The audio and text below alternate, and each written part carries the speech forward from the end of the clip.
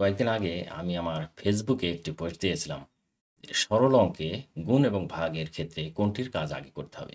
অনেক শিক্ষক মহোদয় বিভিন্ন মন্তব্য করেছেন।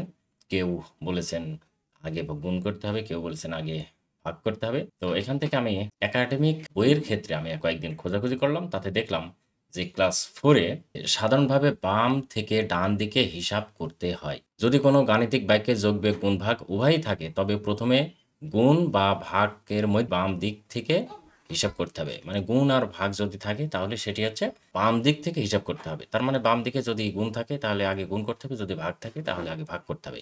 কিন্তু এটি আমি আবার ক্লাস 5 এ দেখলাম। ক্লাস 5 এর 12 পেজে এটা লেখা আছে যে বাম থেকে ডানে হিসাব করি প্রথমে, তারপরে আছে প্রথমে ভাগ, তারপর গুণ এবং সর্বশেষে যোগ বিয়োগের ক্যালকুলেশন করতে হবে। এটা দেওয়া আছে এখানে। ক্লাস 5 এ আছে আগে ভাগের কাজ করতে হবে, তারপরে গুণের কাজ করতে হবে। ঠিক একই রকম আমরা আবার চলে গেলাম ক্লাস 6 এর গণিত বইয়ের 29 পেজে। এখানে আছে সরলকরণের ক্ষেত্রে বোর্ড ম্যাথস ব্যবহার করতে হবে। আর এই বোর্ড ম্যাথস ব্যবহার করলে আগে আসছে ডিভিশন, তারপরে আছে মাল্টিপ্লিকেশন। তাহলে এখান থেকে আমরা সিদ্ধান্ত নিতে পারছি না যে অ্যাকচুয়ালি গুণ আগে করতে হবে না ভাগ আগে করতে হবে। এটা সিদ্ধান্ত নিতে হলে আরও গভীরে যেতে হবে। পরবর্তীতে বিস্তারিত আমি এই ভিডিও নিয়ে আসবো, এর গভীরে আসলে কি কোনটির কাজ আগে করতে হবে